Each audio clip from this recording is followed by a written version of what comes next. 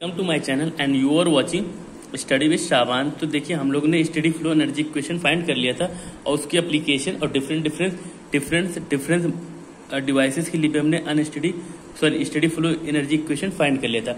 अब यहाँ पर हमारे पास अनस्टडी फ्लो एनर्जी इक्वेशन है, तो इसके लिए हम इक्वेशन फाइंड करना है और ये एक्चुअल में अनस्टडी क्या होता है या उसका फ्लो क्या होता है ये हम यहाँ पे डिफाइन करेंगे। ओके, तो देखिए अनस्टडी क्या होता है, बेसिकली हम लोग इसको समझते सिंपल लैंग्वेज में।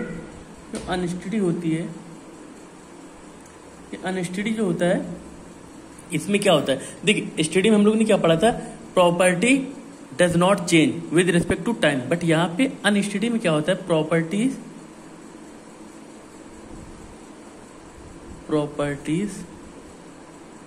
Varying with respect to time. Okay, अब यहाँ पे देखिए सिंपल सी लैंग्वेज में लिख गया मैंने, properties varying with respect to time. मतलब कि जाने की जितनी प्रॉपर्टीज हैं अगर वो टाइम के साथ चेंज हो रही हैं तो कैसी प्रॉपर्टी होगी, अनस्टडी। तो विद रिस्पेक्ट टू टाइम यानी कि अनस्टडी में क्या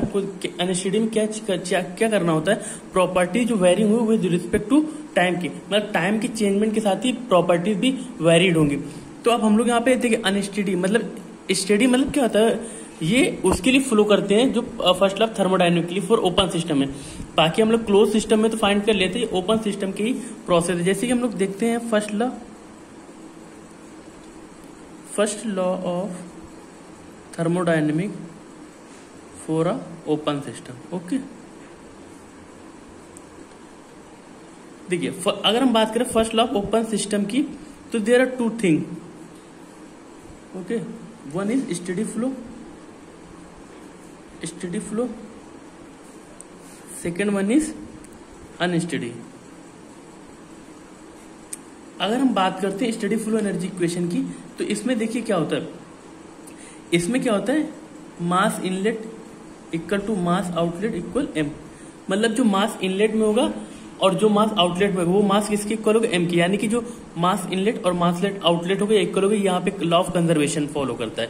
ठीक, और अगर हम बात करें एनर्जी की, एनर्जी कंजर्वेशन में energy inlet equal to energy outlet equal to E होता है। ये किस में होता है, स्टडी फ्लो में। Because of there is no change with respect to time, मतलब यहाँ पे टाइम के साथ चेंजमेंट बिल्कुल नहीं आता, सेम मास रहेगा। मतलब किसी प्रोसेस में कितना भी टाइम लग जाए बट मास में चेंजमेंट और एनर्जी में चेंजमेंट नहीं होता है। ठीक है, जो तो बात हो गई स्टडी फ्लो की। अगर हम बात करें अनस्टडी फ्लो इक्वेशन में, तो ये अनस्टडी फ्लो इक्वेशन क्या होता है, देखिए इसमें क्या होता है, जो इनलेट का मास होता है वो आउटलेट के मास के डज नॉट इक्वल होता है। उसका रीजन भी क्या होता है, बिकॉज अनस्टडी में property does not vary with respect to time, यहाँ पे टाइम के साथ कोई चेंजमेंट नहीं आता है। अब मैं एक सिंपल से एग्जाम्पल में आपको क्लियर करते हैं कि अनस्टडी एक्चुअल में होता क्या। देखिए सपोज दैट हमारे पास कोई टैंक होता है, हमने एक टैंक कंसीडर कर लिया और टैंक में वाटर फील्ड है। ओके, तो मान लिया वाटर का कोई मास एम है, मतलब एम आई हो गया। अब यहाँ पे अगर हम वाटर को वाया पाइप से फिल करते हैं, ओके, तो अगर हम सपोज 1 घंटा चलाएंगे, 1 आवर हमने जैसे पाइप ऑन रखा तो मास यहाँ तक आ जाएगा M2। सपोज 2 आवर चलाया तो यहाँ तक आ गया M3। तो मतलब इसका कहने का मतलब क्या है, जितना भी टाइम आप गेन करोगे तो उतने में मास चेंज होता रहेगा। तो यहाँ पे क्या है, प्रॉपर्टी क्या आपने फाइंड करी कि अनस्टडी में क्या फाइंड कर लिया आपने, कि जैसे जैसे टाइम वेरी करेगा वैसे पूरी प्रॉपर्टी में चेंजमेंट आता रहेगा। अभी मास एम है, फिर अगर थोड़ी देर पाइप ऑन किया तो और बढ़ जाएगा, फिर और मतलब वेट बढ़ता जाएगा, वॉल्यूम भी बढ़ता जाएगा। तो ये कैसी प्रॉपर्टी होगी, अनस्टडी प्रॉपर्टी होगी। और एक एग्जाम्पल देख लेते हैं हम लोग। एक एग्जाम जैसे एलपीजी गैस सिलेंडर होता है। ओके, सपोज उसमें ये गैस फिलअप है, गैस। ओके, यहाँ पे कोई वॉल लगा है, अगर वॉल को हम ऑन कर दें, इनकेस वॉल ऑन कर दें, तो आप क्या देखते हैं कि टाइम के साथ सिलेंडर कम होने लगता है, यानी कि सिलेंडर में जो गैस होगी वो डिक्रीज होने लगेगी विद रिस्पेक्ट टू टाइम। मतलब जैसे टाइम बढ़ेगा वैसे वैसे भी डिक्रीज होने लगेगी। अब इसमें की पॉइंट्स आप याद रखिए, की पॉइंट्स या नोट पॉइंट। अगर हम वॉल्व ओपन और वॉल्व क्लोज या पाइप फिलिंग या एम्प्टी की बात करें, तो यहां पे किसका कॉन्सेप्ट लगेगा, अनस्टडी का। Okay, unsteady flow energy equation, मतलब आप समझ जाएंगे कि यहाँ पे कौन सा प्रोसेस लगना है या कौन सी स्टडी करनी है, किस चीज की स्टडी करनी है। रीजन क्या है, अगर पाइप ओपन हुआ तो वहां पे भी फीलिंग होगा यानी कि मास से चेंज होगा, यानी कि जैसे जैसे टाइम चेंज होगा वैसे वैसे प्रॉपर्टी वेरी करती जाएगी। ये एक कॉन्सेप्ट हो गया। अगर पाइप फिलिंग यानी कि कोई भी टैंक फिल है, अगर उसमें होल कर दिया जाए, अगर टैंक एम्प्टी होने लगा तो ये आप समझिए कि टैंक टाइम के साथ वेरी कर रहा है, मतलब टैंक डिक्रीजिंग ऑर्डर में जा रहा है, यानी कि खाली हो रहा है। ओके, आई होप आपको ये अनस्टडी टर्म्स क्या है ये क्लियर हो गया होगा। सपोज हम लोग एक ओपन सिस्टम कंसीडर करते हो। ओके,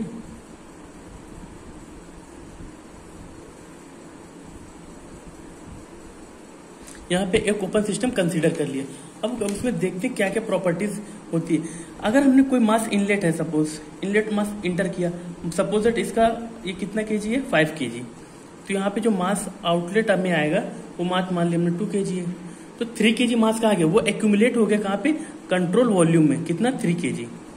ये सपोज हमारा control volume. Okay, it's imaginary surface.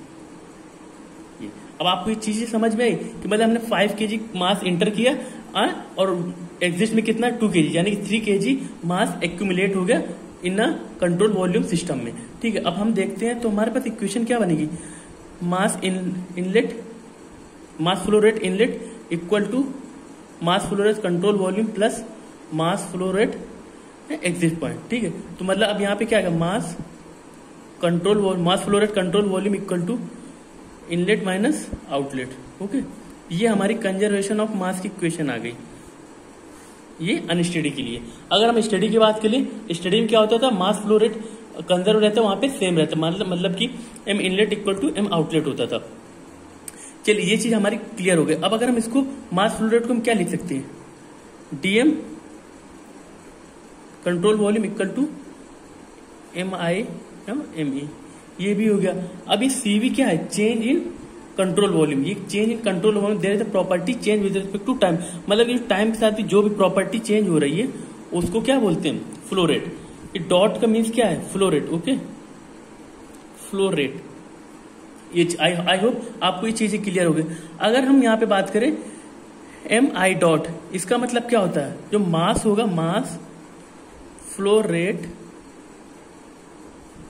Eight the inlet point. Okay, M I का मतलब हो गया। सिमिलर में एम डॉट ई का मतलब क्या होगा, mass flow rate at output point. Okay, ये हो गया।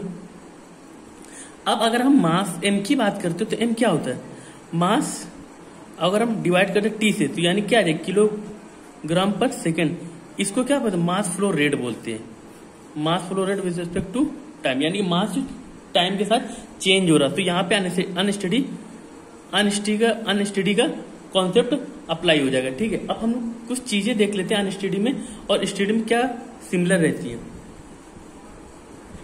ये स्टडी हो गया और ये अनस्टडी में।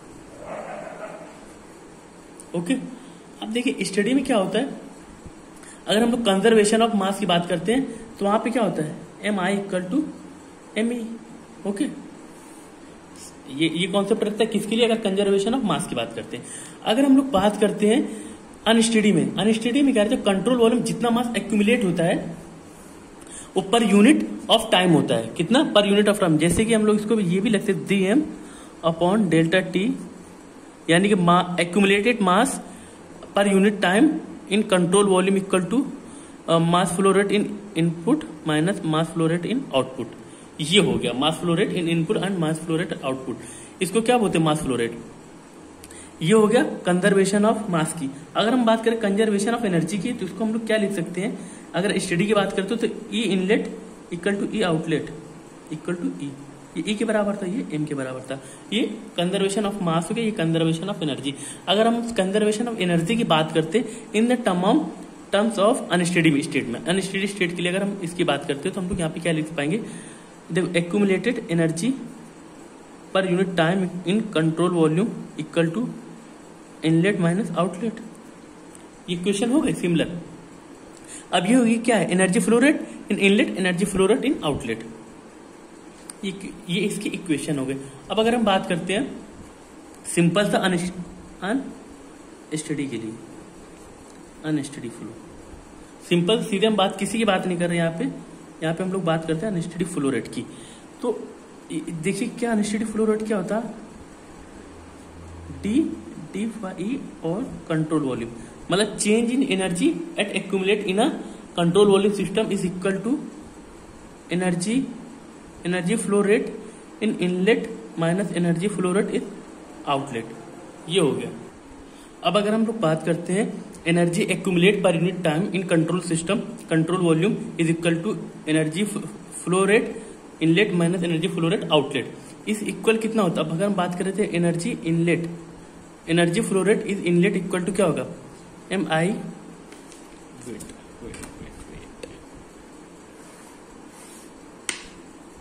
ओके,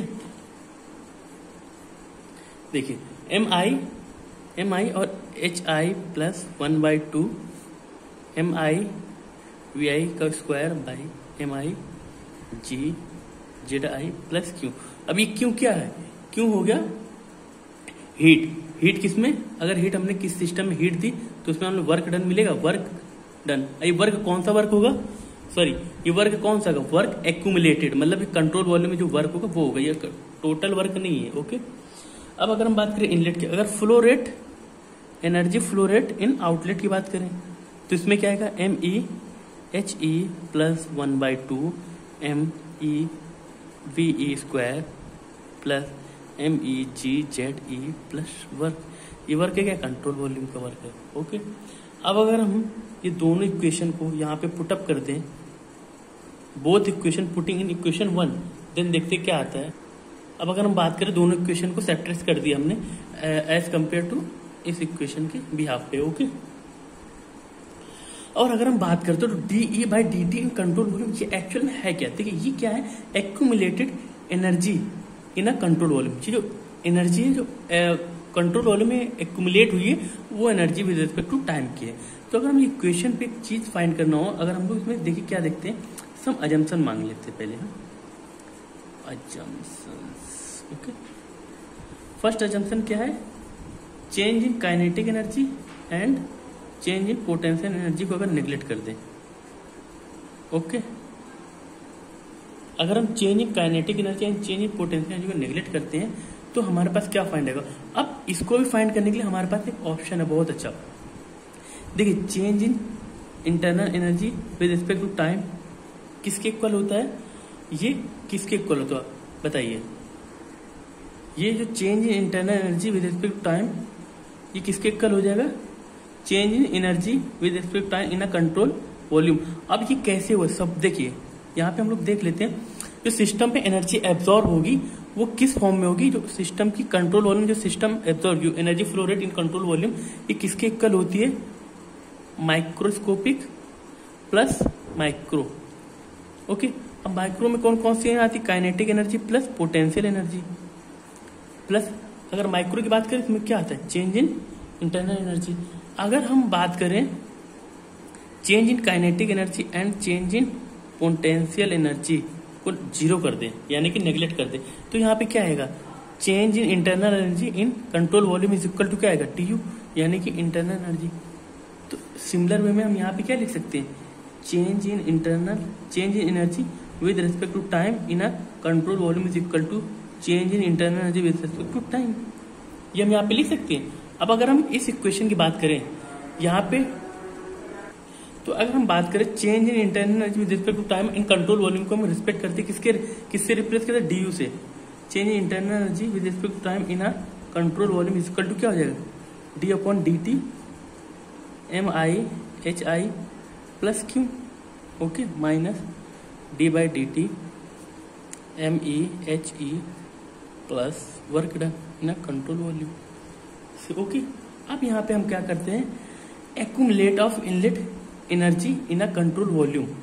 ओके, अगर हम उसकी बात कर रहे हैं तो हम यहाँ पे क्या लिख सकते हैं, इसको हम क्या लिख सकते हैं, अब यहाँ पे देखिए इसमें सेकंड एजम्पशन क्या मानते हैं, या इधर लेट कर लेते हैं, let second assumption. Okay, second assumption में क्या मान रहा है, H inlet and H outlet does not vary. Okay, does not vary with respect to time.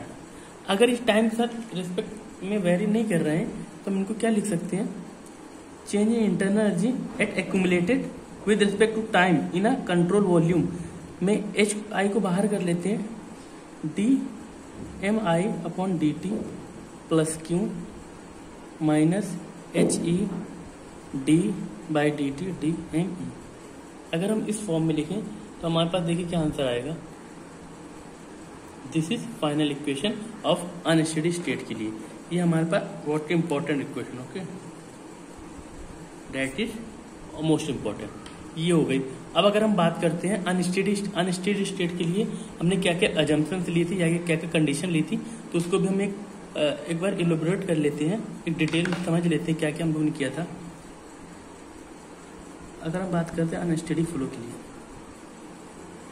Unsteady flow में देखिए, अगर हम बात करें कंजर्वेशन ऑफ मास की, कंजर्वेशन ऑफ मास, हमने ये हमारे पास दो इक्वेशन यहाँ पे हमको मिलेंगी, वो इक्वेशन बहुत ही यूजफुल होंगी इन न्यूमेरिकल क्वेश्चन के लिए, ओके। तो हम लोग देखते हैं यहाँ पे क्या कहते हैं, accumulated mass with respect to time in a control volume is equal to क्या आएगा, mass flow rate inlet minus mass flow rate outlet. एक इक्वेशन हमारे पास यहाँ बन गई, that is very important equation for a unsteady state के लिए, ओके। अब अगर हम बात करते हैं सेकंड इक्वेशन जो हमको फाइंड आउट करनी है, वो कौन सी थी, कंजर्वेशन ऑफ एनर्जी, ओके।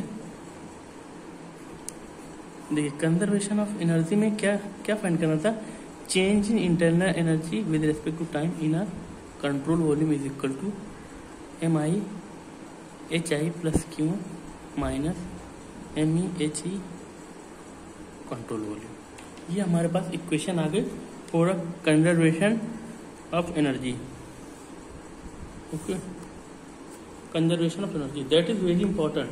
देखिए दोनों हमने इक्वेशन फाइंड कर ली जो बहुत ही इंपॉर्टेंट है। हमने देखिए अनस्टेडी स्टेट क्या होता है, आप इतना बस याद रखिए, टाइम का जो वेरिएशन होता है वहां पे अनस्टेडी स्टेट अप्लीकेबल होती है। तो आई होप मैंने आपको सारी छोटी बड़ी चीजें इसमें डिटेल में कवर कर ली है। अगर आपको इससे भी रिलेटेड कोई भी क्वेरी हो तो आप कमेंट सेक्शन में जरूर बताएं। Thank you for watching.